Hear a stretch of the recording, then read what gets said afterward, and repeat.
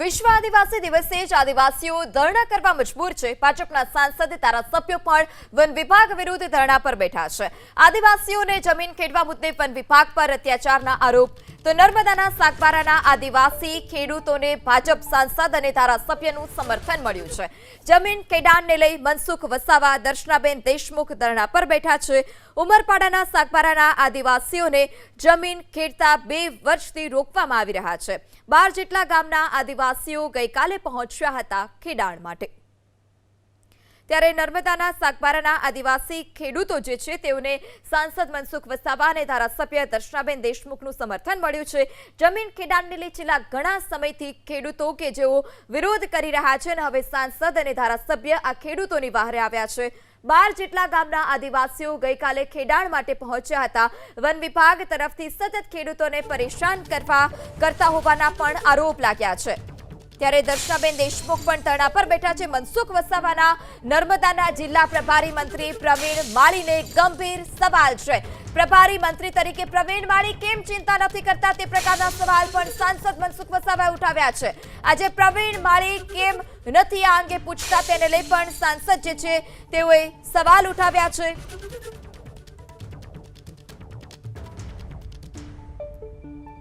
અર્જુનભાઈ અને પ્રવીણ માળીને તમે પૂછજો। તમે પ્રવીણ માળી આપણા નર્મદા જિલ્લાના પ્રભારી મંત્રી પણ છે।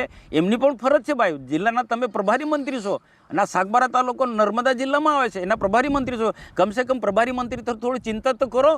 અને આપ મારા કરતાં વિશેષ જવાબદારી પ્રવીણભાઈ માળીની છે જવાબદારી। આજે પ્રવીણભાઈ માળી કેમ પૂછતા નથી? મારે એમની સાથે નારાજગી નથી, પણ મારી એમની વિનંતી છે અહીંના સાંસદ તરીકે કે આ વિસ્તારના સહપ્રભારી છો નર્મદા જિલ્લાના અને ફોરેસ્ટ વિભાગ તમારી પાસે આવે છે તો ન્યાયની દ્રષ્ટિએ આ ખેડૂતોને ન્યાય આપો તમે। અને 20 વર્ષનો અધિકાર છે, 20 વર્ષનો અધિકાર તમારું ડિપાર્ટમેન્ટ કઈ રીતના છીનવી દેશે? મુખ્યમંત્રીને પત્ર લખ્યો, મુખ્યમંત્રીને પણ પત્ર લખ્યો છે અને મુખ્યમંત્રીને હું પણ રૂબરૂ પણ મળવાનો છે ને આખી માહિતીથી માહિતગાર કરવાનો છે। 20 વર્ષનું ખેડાણ છે ને આવા જ પ્રકારનું અમરપાડાનું ખેડાણ છે, તેમને છૂટ આપે જ ખેડવા માટે। તો આદિવાસીઓમાં ભાગલા પડાય, બેધારી નીતિ તો કોઈ કઈ રીતના ચલવી લેવાય? આ વિસ્તારના બધા જ ખેડૂતો અહીંયા જે તે જગ્યાએ જ્યાં ખેડાણવાળી જગ્યા પર ધરણા પર બેસી ગયા છે। હું ગઈકાલે ભરૂચમાં હતો, પરંતુ આજે જ ધરણા પર અહીંયા બેઠા છે ત્યાં હું પણ ધરણા પર એમની સાથે હું જોડાયો છું।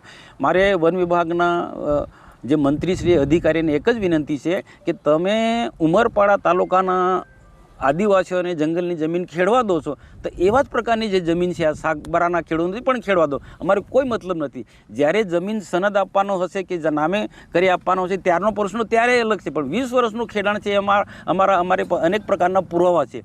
તો આ પ્રકારનો આદિવાસી પર તમે જુલમ ના કરો। આજે આદિવાસી વિશ્વ આદિવાસી ગૌરવ દિવસ છે અને અલગ અલગ પ્રકારે આવા બધા કાર્યક્રમો ઉજવાઈ રહ્યા છે।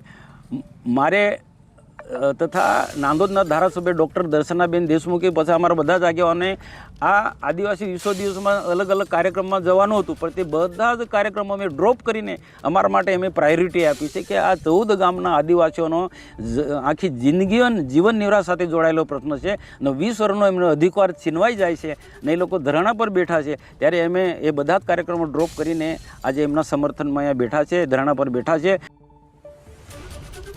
ત્યારે સરકારી વન વિભાગ સામે પણ ભાજપ સાંસદે આરોપ લગાવ્યા છે। વન વિભાગ અત્યાચાર કરતા હોવાના ભાજપ સાંસદ અને ધારાસભ્યના આરોપ છે। ભાજપના સાંસદે વન રાજ્ય મંત્રી પર પણ ગંભીર સવાલ ઉઠાવ્યા। આ સાથે પ્રવીણ માળીને તેઓએ સવાલ કર્યો કે તેઓ વિસ્તારના પ્રભારી મંત્રી છે તો અત્યાર સુધી તેઓ ખેડૂતોના બહારે કેમ નથી આવ્યા?